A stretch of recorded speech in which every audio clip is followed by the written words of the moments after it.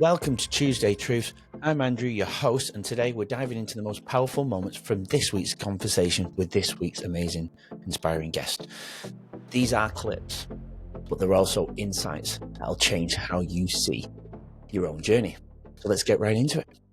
So for me, this has been an accumulation of everything that I've learned through my journey of not only self-discovery, but being around others and traveling the world and seeing how people react and watching people. I've been studying people for so long, and it comes from a childhood where I had to study people. I had to know what was going on in my environment, and I had to know whether or not it was safe to express myself.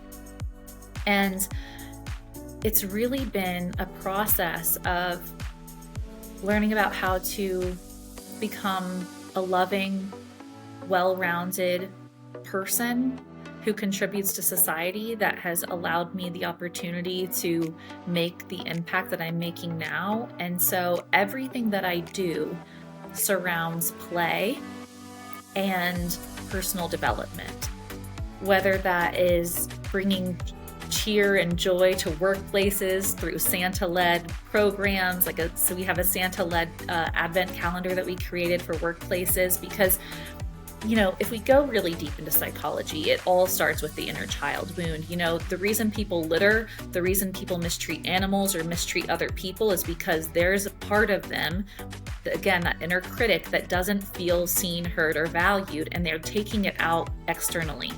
And so in order for us to create a better world, we have to heal that relationship with ourselves. And so for me, a lot of people are shy away from personal development, and I know I did. I shied away from personal development until people started putting science in front of me.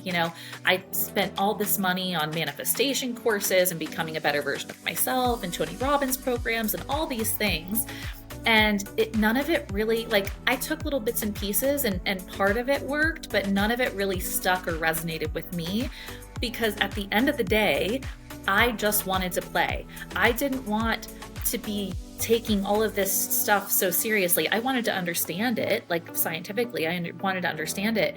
But I really, at the end of the day, I wanted to just have fun. When we're kids, we get recess, we have playgrounds, we get to use our creativity all the time. And then magically, all of a sudden, when we're adults, that turns into drinking and partying and self-sabotage and comparing ourselves to other people and being unhappy. And that's why we're depressed. It's why we're sad. It's why we're not achieving our dreams. It's why we're afraid. And so if we can combine personal development with play, and we can make discovering ourselves and discovering the world around us and building businesses, if we can make all of that joyful and fun and not something that we should do or have to do, or if we don't do it, then we're a failure, and we can just make it about play, then the world is going to be a better place. So I have a digital advent calendar I created for corporate workspaces to bring joy and play into, places where joy and play isn't. I write children's workbooks about my little bear, Patrick, that I travel around the world with, teaching children emotional intelligence, self-awareness, and about other cultures. I have a global school for character entertainers because that's my background. And now I am developing other programs and other initiatives for people that aren't necessarily in my niche, or, just average people that just want access to play and the ability to look at themselves a little bit differently and to be a little bit more gentle on themselves and heal that relationship. Yeah. It was whenever I was a model and actress in Hollywood and I needed some extra side money. Ooh. And I got into character entertainment. Can I put this up? Is this part of your modeling? Yes. So when I was modeling and acting, yeah. Beautiful. Love Ta-da! It. Amazing. Incredible. Stunning. Thank you. That's taken by the fantastic Kevin Camp in Oklahoma. He's one of my photographer friends for a very long time. And I was just like, okay, I want to make a difference. I always had wanted to work with kids because I had a great third grade elementary school teacher who just made everything so much fun. And I admired her so much. But, I thought about going to teaching, but I was like, there's not enough money and I didn't feel And I didn't feel smart enough for school. I didn't feel smart enough for university. I had a really bad time in high school and middle school with my education because I don't want to say that it's ADHD. I'm sure that it is, but I don't like to diagnose myself because I don't think that there's anything wrong with me. I don't think that there's anything to be diagnosed. I believe that it is the schooling system and how we choose to treat children that's the problem, not me. So, hey, if you could not be barking, that'd be wonderful. Hey, I'm so sorry. I am not editing. Winston, That's brilliant. come here, you crazy puppy. Love it. Come here. Get him on the screen. Let us have us all Come have here. a look at him. We might as well embrace the poor kid. Here, Winston. And get my Flossie on, but she just tap on the wood as, oh, look at Winston. Bless him. Hi, Winston. Look. Boy. You just hold him. He'll be with you. Keep him on. He'll probably give us more followers anyway. Yes. Here, let me just get him comfortable. Okay. Here we go. No, it's better. That's even better. So I did princessing, fell in love with it. I noticed the impact that it was having on children, and I was like, oh my gosh, this is it. This is what I'm going to do. But when I was 26, that was when I started my company, and I was still very much feeling like I needed to have egoic validation. So I was like, and also I'm the first entrepreneur in my family. So I was like, I'm going to build this $1 million character entertainment company, and then I'll prove to everyone that I can be a successful creative person, and, it's going to be great. And so I had this very big idea whenever I first started my company. And eventually, that big idea did lead me to owning a nationwide company, but it still wasn't, it was a stepping stone to where I needed to go, but it wasn't the end business. Because when I was 29, I was going through, 29 to 30, that was when I had one of the roughest years of my life, and I got shingles in my mouth and across my face because I found out that one of my branch managers, now keep in mind I had a nationwide company, I had a team of over 125 contractors, performers, I was running everything remotely while traveling the world house and pet sitting, which is what I'm doing right now, isn't it, Winston? And I found out that my branch manager, one of them, was stealing my clientele to build her own business and lying to me about it in the process. At the same time, I found out that the guy that I was dating had created a fake Instagram account and was trolling me from it while we were together, telling me I was a washed up model and that I wouldn't achieve anything in my life. And then simultaneously at the same time, COVID happened. So that traveling the world house and pet sitting, that got canceled. All of my money, because I had a character entertainment company, dried up overnight because nobody was booking entertainment. And all of these things happened all at once. And so I was just, I know, Winston, I know. It's like, that's so sad. But it was the catalyst. Because I realized in my industry, and nobody would ever know this, but in character entertainment, it has been. I don't want to say that it is, because I've changed the industry dramatically in the past 5 years. But before that, it was very toxic. And it was a lot of cancel culture. It was a lot of bullying. It was a lot of princess party company owners not practicing what they preach. And it was awful. Like nobody worked with each other. There was no networking. Like it was it was awful. It was very catty. It was very, everybody's just in it for themselves. Yeah.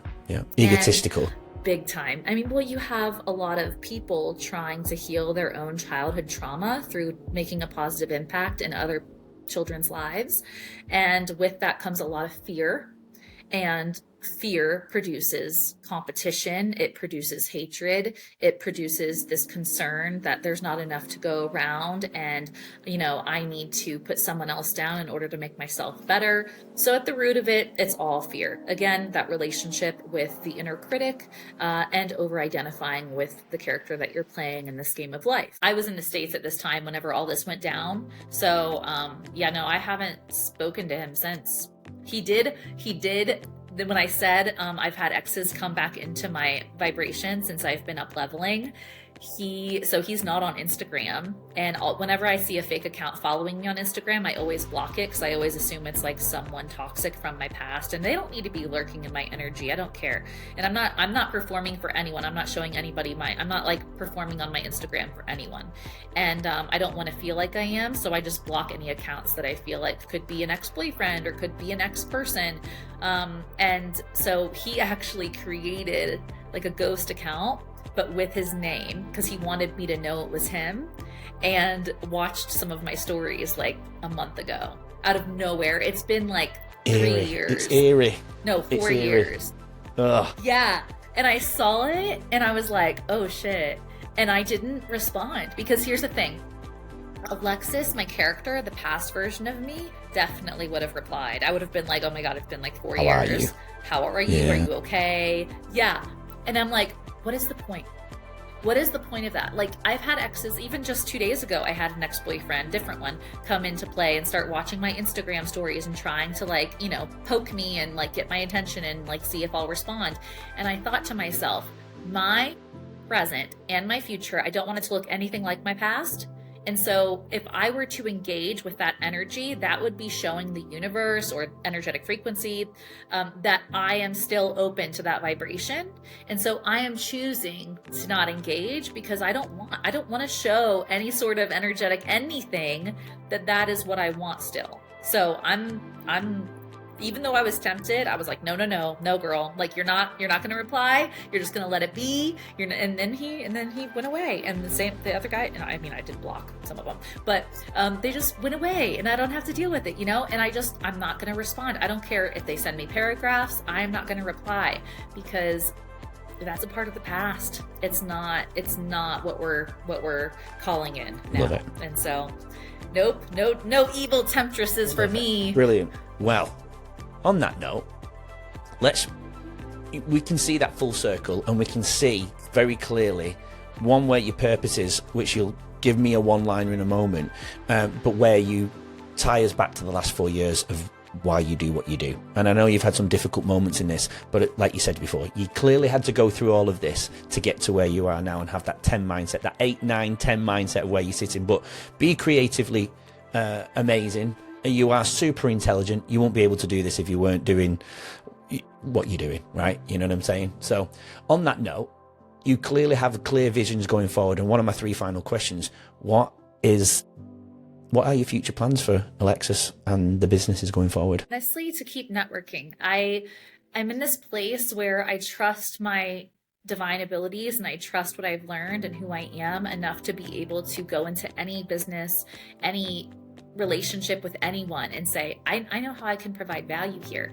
And I'm at this place where I just want to network and connect with incredible people and help in any way that I can. So for me, it's not about, it's just about building safety and security for myself in the physical reality, but also with connecting with incredible people and helping make this world a better place together. What you just witnessed is only a snippet of our amazing conversation this week. This is what Leading Our Own Way is all about. Real stories, real transformation. If you're watching this before Wednesday, part 1 dropped yesterday and part 2 releases tomorrow. But if you're already here after Wednesday, all parts are available now. Head to YouTube, Spotify, Apple Podcasts and every other major platform and look for the numbers on the bottom left-hand corner of the episode's covers to start with part 1. Trust me, you don't want to miss this incredible journey.